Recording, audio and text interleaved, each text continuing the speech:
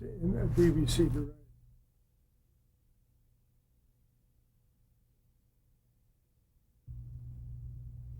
Sig, before we talk about Winston Burdett, I wanted to go back to the coronation for a second because my questioning may have been misleading in some respects. All three of the networks were covering this event, including ABC. Is that correct? ABC, I think, from the very beginning, had decided to take the CBC show out of Ottawa. They had thought about going to London to participate, but apparently decided it was too burdensome, too much of a problem, and decided they could do with the CBC version of the show. And I think the way I asked you a question, too, may have been misleading. I want to clarify what Walter Cronkite's role was in the coronation coverage versus Edward R. Murrow's job. All right, we did two shows. The one show was the one we did entirely from the records of the BBC. The one we did out at the London airport,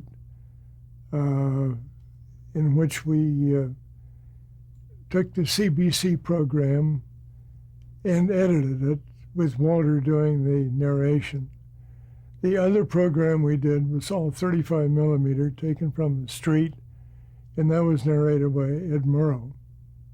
So that was Murrow's Right. coverage job. Yeah. Now, we were talking about some of the incidences that you were involved in that related to the Red Scare and the Blacklist, and I want to go back to that now. And you were getting ready to say something about CBS News correspondent Winston Burdett. Yeah, the Winston Burdett was really the affair that struck me the hardest of all of them. I'd had the very highest regard for Winston Burdett as an intellect, as a reporter, as an articulate individual. When I was appointed president of CBS News, I had a call from Dan O'Shea, the man who was watching left-wing developments in the corporation, invited me to come up to his office. The first thing he said to me is, "You're going to have to fire Winston Burdett." Well, this is a bit of a shock. And I said at that point, obviously, I will fire Winston Burdett if the evidence is clear, but I will not do so until I know something about the evidence and until I've cleared all this with Ed Murrow, because he'll tear the place apart unless he's a part of it. Then O'Shea said, "Is he really any good?" I said, "Yes, he's very good. He's superb. Is he worthwhile saving?" And I said, "Yes, by all means. He's worthwhile saving." He said, "Would you support efforts to save him, keep him on the staff?" And I said, "Yes, by all means." At that point, he said, "I'll keep in touch." And I went. And I kept on waiting from that point on when the hammer might drop, if it would. Finally, a year later, I was going on vacation in Canada. Just got back from the 10th anniversary of the founding of the UN out in San Francisco. And O'Shea told me that the whole story would break the next week, and it was going to be a lot more surprising than anybody had expected. And it'll indicate why there was some real fear about keeping him on staff. I asked whether I had to abandon my Canada trip, and he said no, because there really wasn't anything I could do at that point. So I went. In Quebec one morning, I picked up a copy of the New York Times and was absolutely shocked when I saw what had happened, that Winston had been a member of the Communist Party, that he had served as a courier to the Soviet Union, that he had come out of the Soviet Union once through Persia, and his wife was killed there. And he got over to Turkey and was working in Constantinople and caught on with CBS. And as far as anybody could tell, there was no evidence remaining of a communist enthusiasm on his part, which I was sure there was not. The one problem is that Winston had spilled a lot of names. He had talked about a lot of people who had been in the same position he was in, and as a consequence, he was not in very good position to work in Washington. I called him and asked him if he would be willing to take a spot in London for a few weeks, and then we'd see if we could find something permanent. He said he'd be delighted, and I said, you better get your transportation, pick up your wife, pack up your bags, and go. And he was very happy to do so. After a few weeks in London, a Rome opened up. We put him in Rome, and he spent the rest of his career in Rome. Why don't we talk a minute here about the atmosphere surrounding all of these events in the country? What was your perception of what was going on with the Red Scare and how it impacted everyone? What are your memories about that period? Well, I thought everything was badly exaggerated, and that some of these extremists stirring up the Red Scare were magnifying insignificant events into the point where they made it appear that some drastic steps were required. But I guess if you ask me personally, did I think the country was in any danger? I think the answer is no. Everything seemed very solid, and it seemed as if this were only a stimulated Red Scare. That doesn't mean that I don't think that we should have been vigilant, but not vigilant to the extent that we were persecuting people whose contributions to the Red menace were absolutely minimal. When you say that it was a stimulated scare, who, in your opinion, stimulated it? Well, I think these organizations that started in the late 40s and found it was possible to make money, counterattack, for example, some of the books, all were good money-making enterprises to get into. And I imagine, in addition to that, if you felt very, very strongly about a Red Scare in this country, it was quite likely that you might be able to look around for people you might condemn. What was the publication Red Channels? Were you familiar with that? Red Channels? Yes. What was that? It was a listing of people who were with the activities regarded as being red inclined. Did you have a copy while you were? Yeah, I think I still have copies behind me sitting here in this office. Sure, I read them regularly and completely. And didn't believe much of what I read on them, but I did read them. What was the typical kind of information that would be in Red Channels? Oh, that a person had been a member of such and such an organization in Brooklyn or Lower Manhattan in 1939 or 1949 and 1950, or he'd gone to a meeting of such and such an organization in 1951, or he's written for a left-wing publication. Why did the blacklist function so well in network television but not on Broadway? What's the difference? What were the differences? Why did that have so much power in network television? Well, of course, Broadway was not licensed, and that meant it was much more independent. I think television was licensed. I think it was much more subject. We're talking about government licenses here. Government license. Broadway had no government control, obviously. Right. And I think the government control made it much more responsive.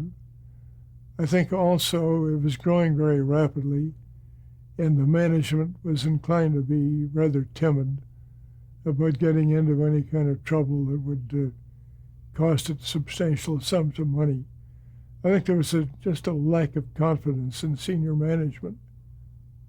Did the advertisers play a role in this The too? advertisers played a very significant role. I mentioned, for example, earlier, Young and Rubicam, which had a number of sponsors who were deeply interested in maintaining purity in broadcasting. Then there was the grocer, Lawrence Johnson, Syracuse, who had a number of grocery stores in central New York. And he became deeply interested in pursuing the Reds wherever they might be, and went to New York and dealt with the agencies and looked for agency support. And there were a lot of moves of this sort that had agency support in the city. And did your programs, even in the news division, for example, like the documentaries, did you have, let's say, one advertiser that would buy the show, let's say, and did that give, do you think, perhaps more influence over what was done by the fact that you were dependent on one advertiser? Did that make a difference? I don't think we had any advertisers for this type of program. We didn't sell very many in the first place. And if we did, I think that those advertisers who would have bought it were not inclined to exercise influence. What about See It Now? Who advertised? See It Now, if you remember the story in See It Now, the aluminum company had gotten into some antitrust problems with government and needed some kind of a program which would make it appear that it had great strength on its own and could be independent. And See It Now is a program which gave the Aluminum Company of America a certain feeling of strength and independence, and caused them to stay with it through a period of time when you might have expected them to leave. Did you ever have a problem with them at all, with Alcoa? Did anything ever? No, not to my knowledge. What about during this period of time? Did CBS as a network have a loyalty oath for its There was employees? a loyalty oath that was promulgated in the fall of 1950, and it was generally signed by everybody with very little talk. Ed Murrow signed, no question about it. It was so insignificant, I don't even remember whether I signed or not. So you don't know if anyone refused to sign it, or if there was I guess some did, but there was a shakeup during that period. The director of programs for radio, Bob Heller, suddenly left just before Christmas, and with no explanation as to why. And I presume it had some connection with signing the loyalty oath. When John Henry Falk hired Louis Nizer to represent him in his case attacking the blacklist against Lawrence Johnson, who you mentioned, Right. did Nizer or Falk try to enlist your help at all in that case? Not a bit. Did Paley or Stanton issue instructions to anyone not to cooperate with Nizer? No. Did the network have an official position about the blacklist, whether it existed or not? Well, official position is hard to answer, but the answer is yes, that we talked about it from time to time, somebody being on the blacklist, but there were no official comments and no official orders that we had to refrain from using anybody because he was on the list. Well, the reason I was asking that question, I know in the case, in the actual trial against Lawrence Johnson, that it was my understanding that Nizer was unable to get the networks to admit that there had even been a blacklist, that there was their official position legally in those days was that there was no blacklist. I think that's true. That they knew that there was one. I think they didn't want to get into a position of affirming the importance of the blacklist and the fact that the blacklist existed as a means of punishment which they had to respond to. So I think they regarded it as something which is there but doesn't necessarily have any importance. So do you think that the official position was misleading as to what the networks were doing as far as their behavior?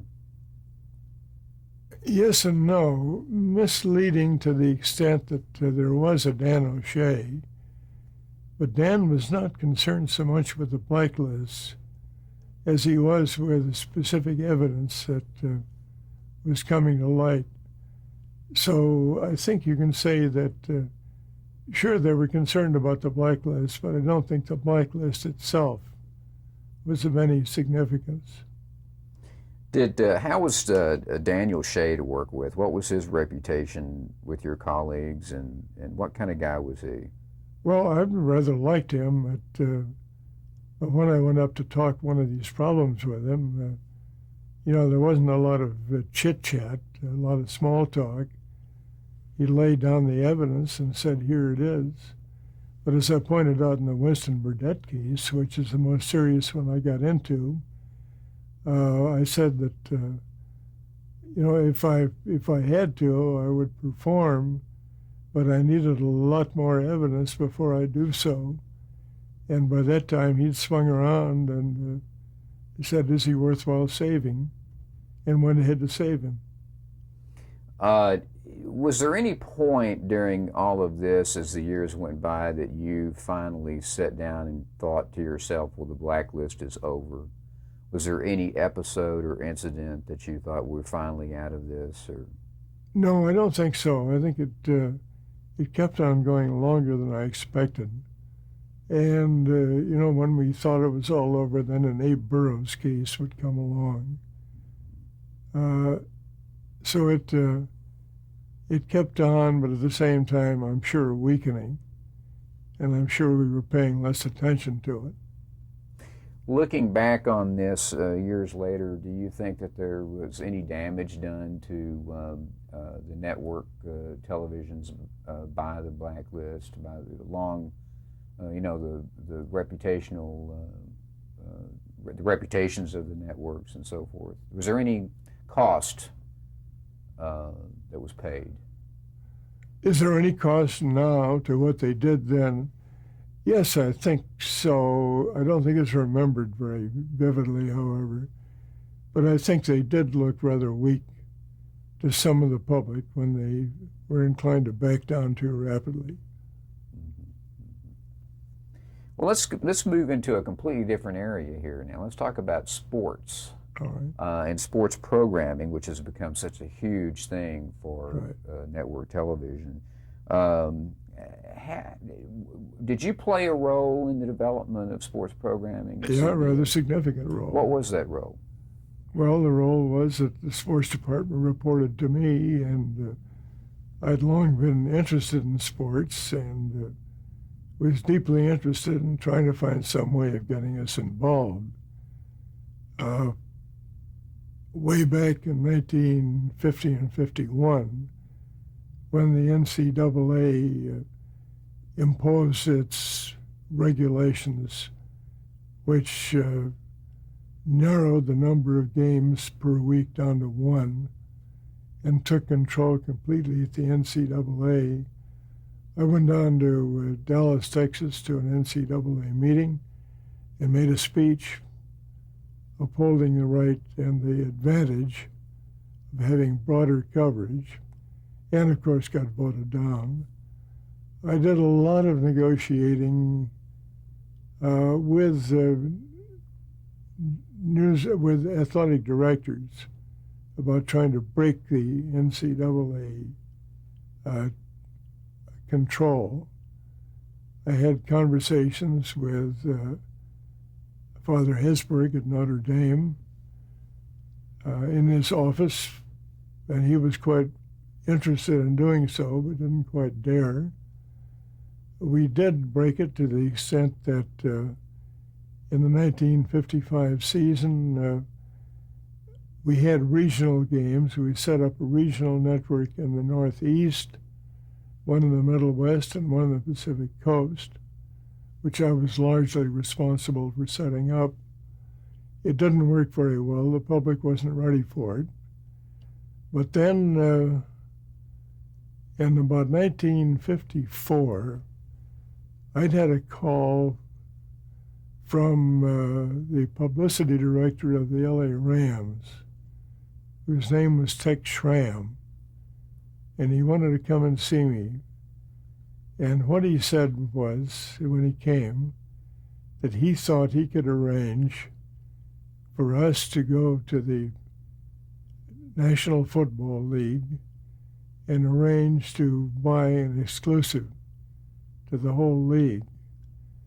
And I asked him a lot of questions about it and thought it was a wonderful idea, except we were pretty well committed to serious programming on Sunday afternoons. So I told him that I thought for the time being we didn't dare do it. And we had the other programs for next year with the college games.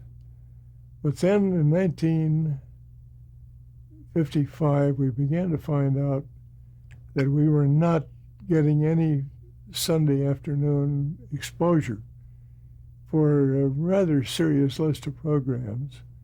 And some of them I thought rather effective. And when we looked into the reason for it, we found that there were small